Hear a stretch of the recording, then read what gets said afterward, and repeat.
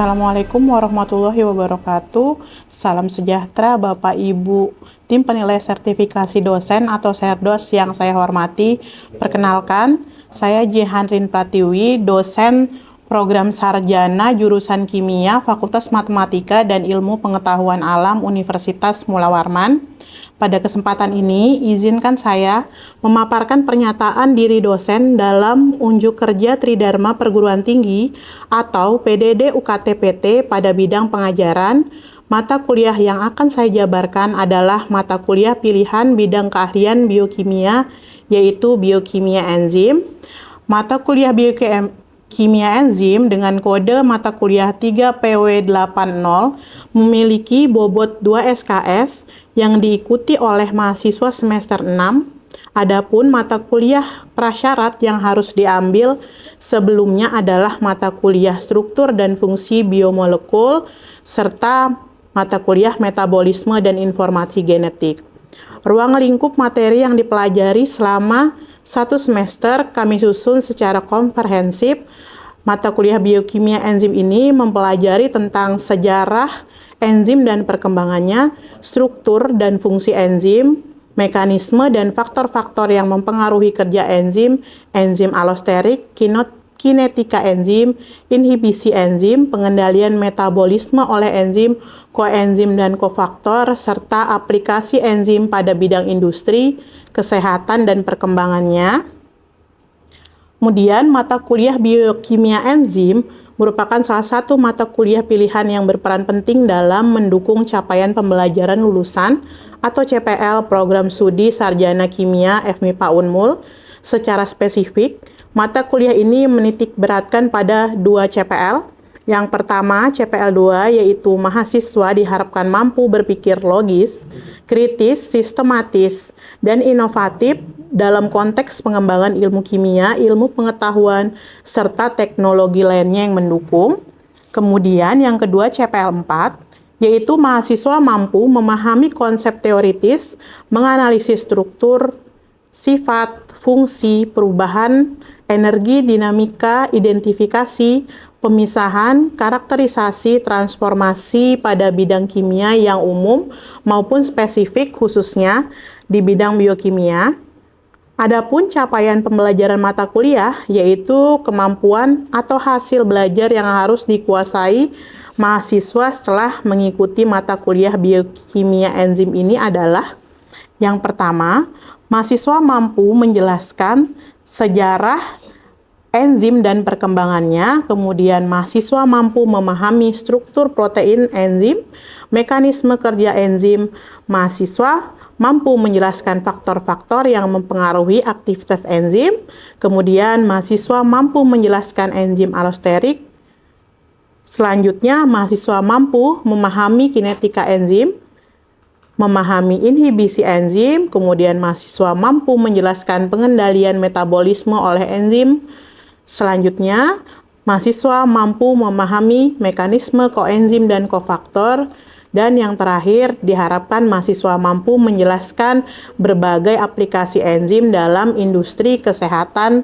serta perkembangannya. Untuk mencapai CPL dan CPMK yang sudah saya jelaskan sebelumnya, kami menerapkan strategi pembelajaran berpusat pada mahasiswa, yaitu Student Centered Learning, melalui pendekatan DAI, yaitu Delivery, Interaction, dan Assessment.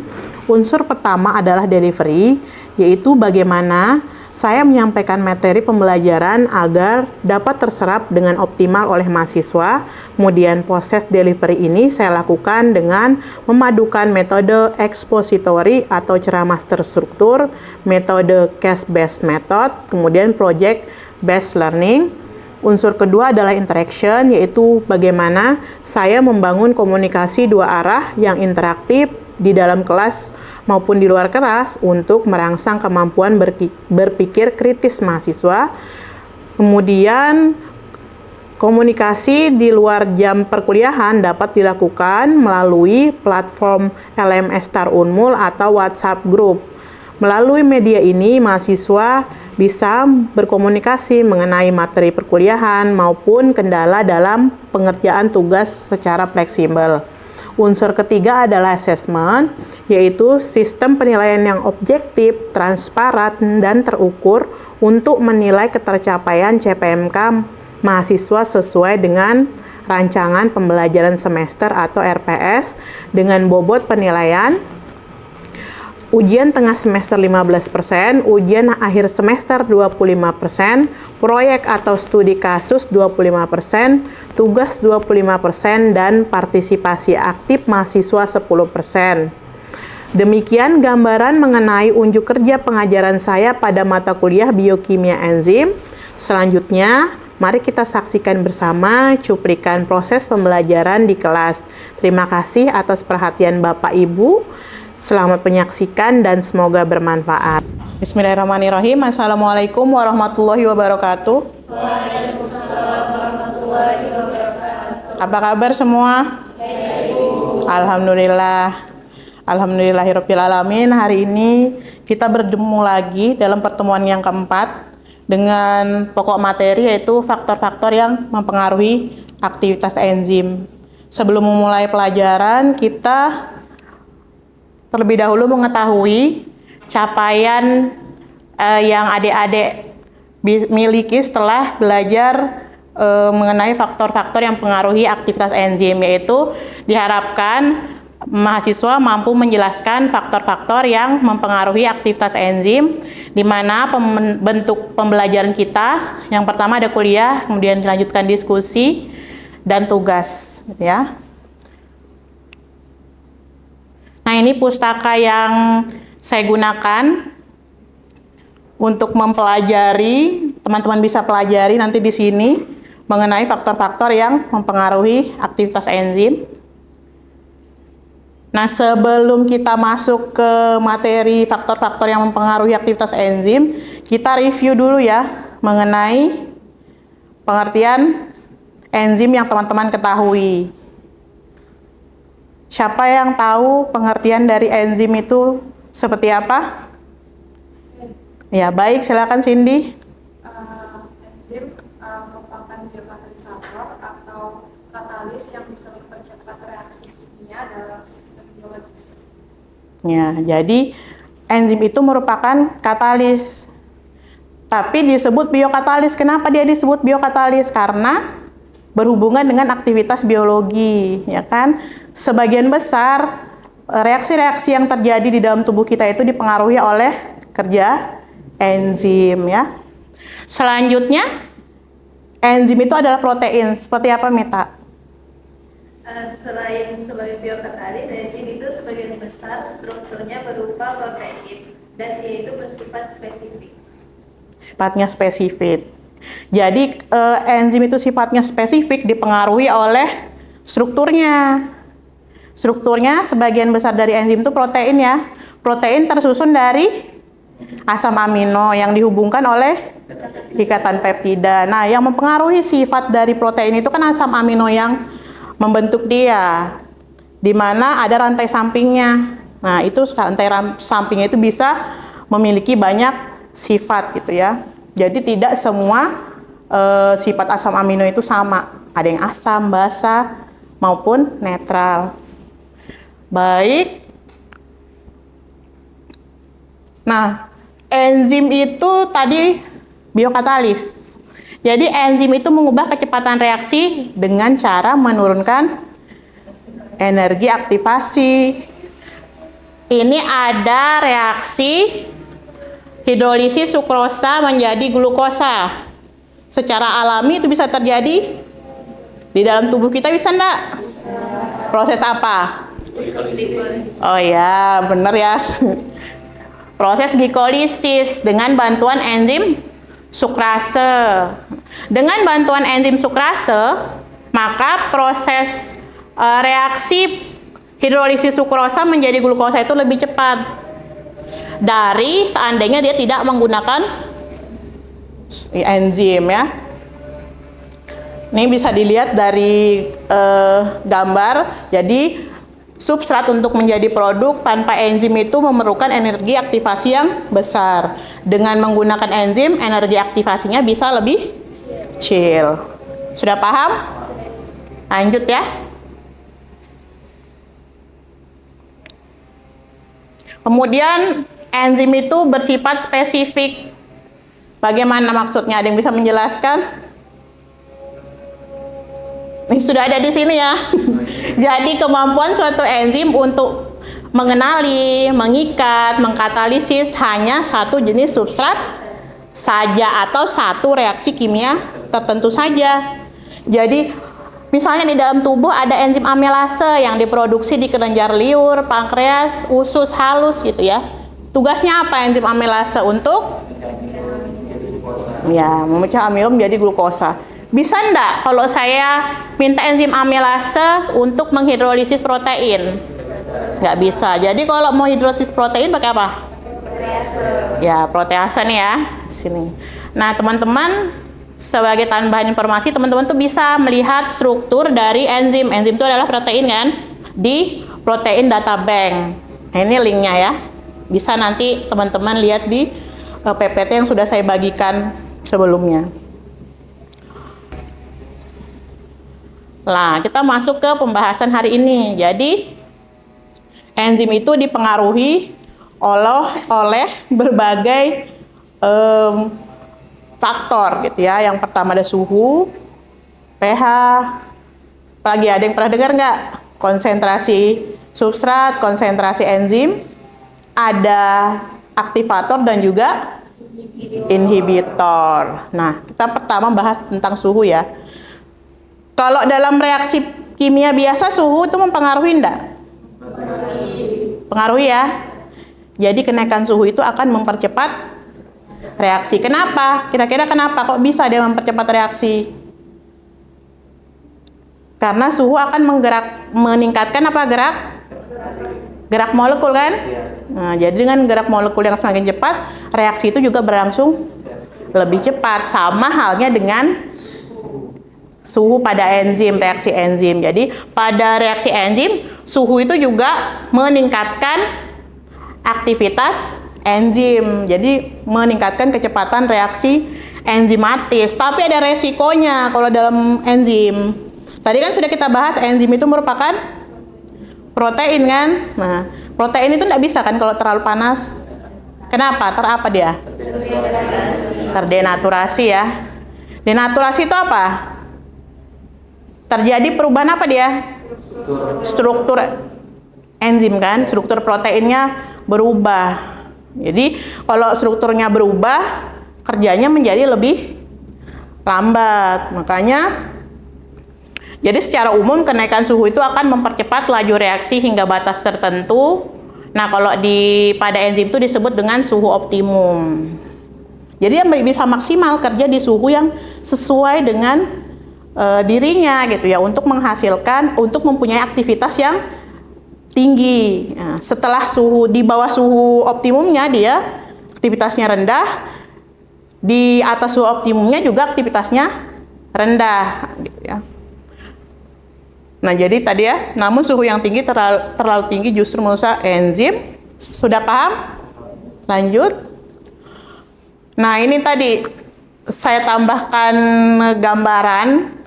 Ada contoh enzim-enzim di dalam tubuh manusia. Dia bekerja pada suhu 37 derajat Celcius. Jadi ketika suhu 37 derajat Celcius kerjanya maksimal. Tapi di bawah 37 derajat Celcius kerjanya lambat. Karena tadi gerak molekulnya juga lambat ya.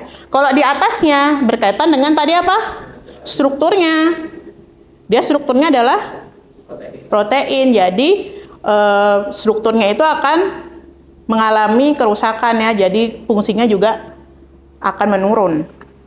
Seperti itu. Jadi suhu optimum ini kita bekerja dengan enzim harus disesuaikan dengan suhu optimumnya. Jadi kita tidak bisa ngerjain enzim langsung aja deh suhunya, suhu ruang aja tidak bisa. Kita harus tentukan dulu suhunya ya. Di dalam penelitian enzim seperti itu. Kemudian ini ada satu contoh lainnya. Oh, suhunya itu tidak harus suhu ruang, tidak harus mendekati suhu ruang. Ada enzim-enzim, misalnya pada bakteri yang hidup di kondisi panas yang tinggi atau termofilik, itu ada yang bekerja pada suhu optimum 77 derajat Celcius. Di mana termofilik, kondisi termofilik itu misalnya? Ya, bakteri yang ada pada kawah gunung. Gitu ya. Lanjut. Nah, kemudian gini, ternyata penyimpanan enzim itu bisa dilakukan pada suhu yang rendah. Ya kan? Jadi bisa dimanfaatkan seperti itu. Enzim kita simpan biasanya di mana kok di lab? Di freezer ya. Jadi kalau misalnya enzim itu kita mau gunakan dalam jangka pendek, penelitiannya minggu depan gitu misalnya, atau 3 hari lagi, bisa kita simpan di suhu 2 sampai 8 derajat Celcius. Tapi kalau misalnya masih lama, simpan di suhu minus 20 derajat Celcius gitu ya, untuk menginaktifkan enzim. Kemudian apa nih? pH. pH itu singkatan dari apa ya? Power of hidrogen gitu ya. Nah, lagi-lagi kita bahas kaitannya enzim dengan protein ya. Jadi strukturnya enzim itu kan sebagian besar protein. Nah, protein itu memiliki asam amino yang memiliki muatan-muatan. Ada yang muatan positif, ada yang muatannya negatif atau bermuatan ganda atau Zwitter ion. Jadi, perubahan pH itu bisa mempengaruhi kondisi kerja dari enzim ya.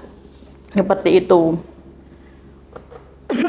Misalnya saja sukrase pada usus halus, substratnya sukrosa. Nah, pH optimumnya 6,2. Amilase itu menghidrolisis apa? Amilo menjadi glukosa. pH optimumnya 5,6 sampai 7,2. Ada enggak enzim yang bekerja pada pH asam yang terlalu tinggi? Ada pepsin ya. Pepsin itu ada di mana? Di lambung. Ya, di sini ada ya. Jadi enzim itu sesuatu yang kecil tapi rumit, ya enggak sih? Nah, ini contohnya. Enzim-enzim di pencernaan ya. Nah, jadi enzim itu ada yang kerjanya pada keadaan apa nih? Kalau 2 pH apa? Asam. Ada yang pada pH basa. Jadi enggak serta-merta oh enzim itu bagus kerjanya di pH asam, oh enzim itu bagus kerjanya di pH basa, enggak. Tergantung lingkungan dia itu seperti apa. Ya kan? Oh iya, teman-teman bisa baca buku ini ya. Situ saya sertakan citasinya. Kemudian konsentrasi substrat. Nah, penambahan konsentrasi substrat dengan kondisi enzim tertentu itu bisa meningkatkan laju reaksi kerja enzim gitu ya. Jadi meningkatnya konsentrasi substrat akan mempercepat laju reaksi hingga mencapai titik jenuhnya. Pada saat titik jenuhnya, maka reaksi itu akan tetap gitu ya, tidak berubah lagi. Jadi intinya jumlah enzim itu harus sama dengan jumlah substratnya ya, tak bisa terlalu banyak. Begitu juga dengan konsentrasi enzim ya. Jadi semakin tinggi konsentrasi enzim, maka laju reaksi totalnya juga semakin cepat. Jadi jika substratnya habis, penambahan enzim juga tidak akan meningkatkan reaksinya ya. Kemudian ada aktivator, yaitu zat-zat yang bisa mempercepat reaksi enzim. Ada kofaktor yang berupa senyawa anorganik, misalnya logam Fe2+, Mn2+, ya.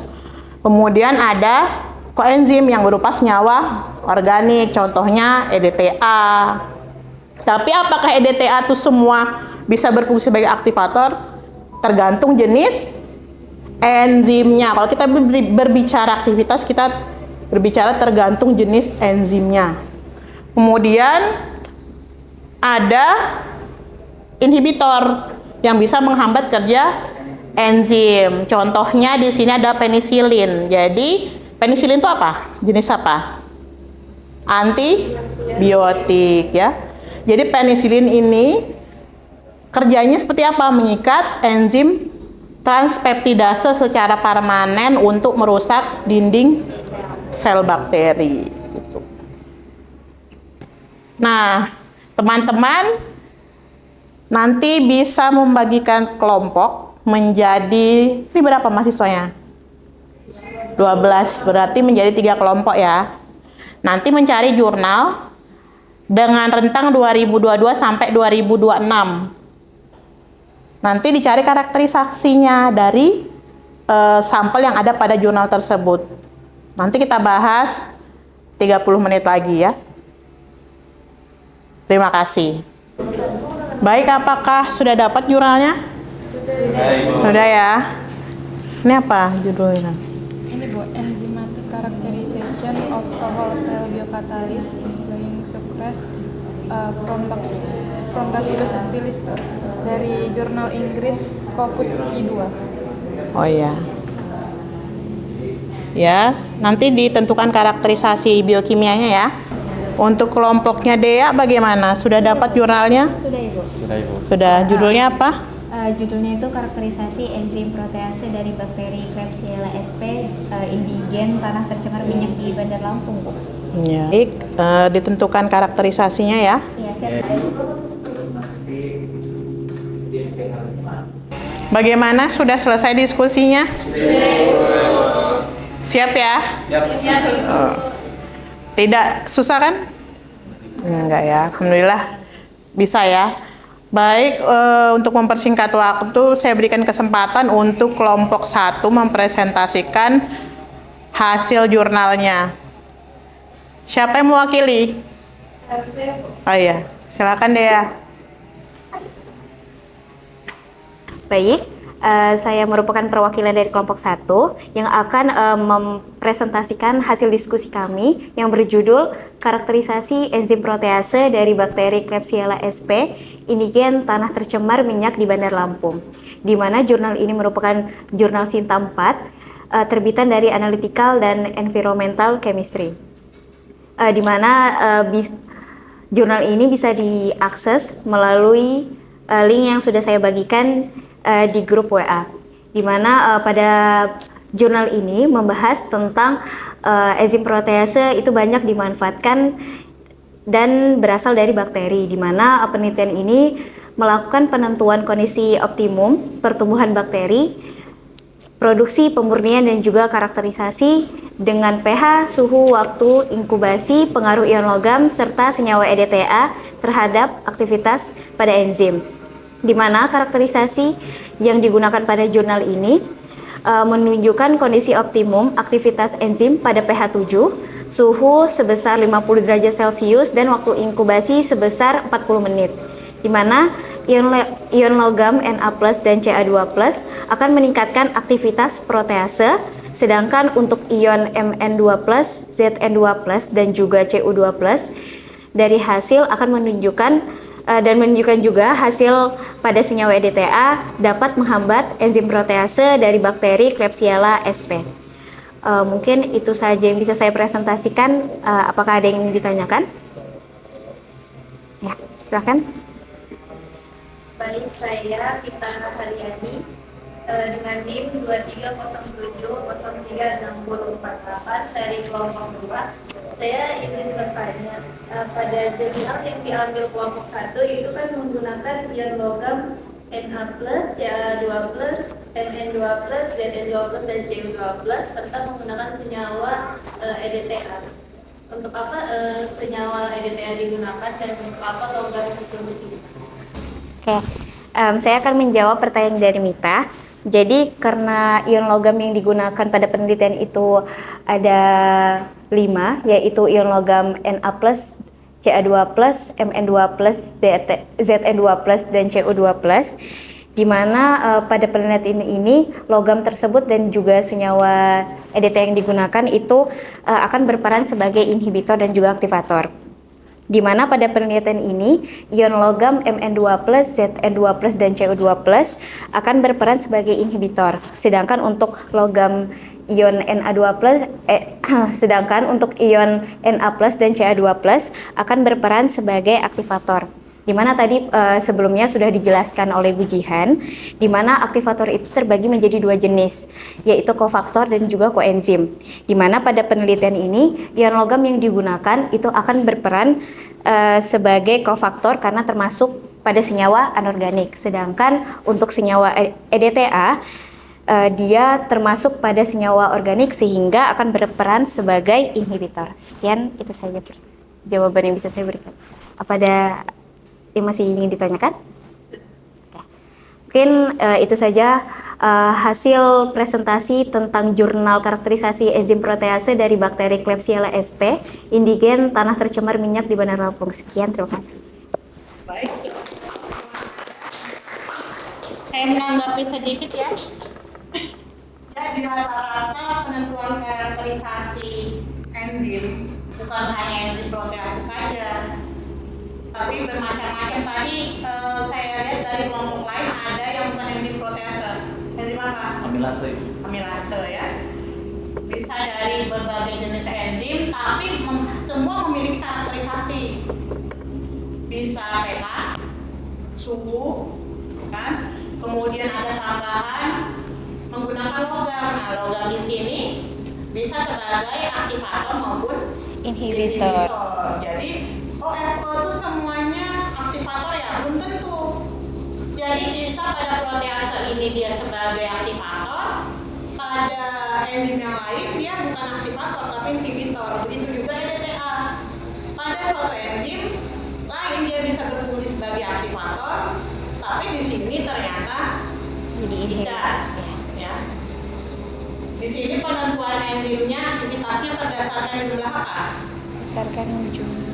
Substrat yang dihidrolisis menjadi produk ya. Yuk. Gitu.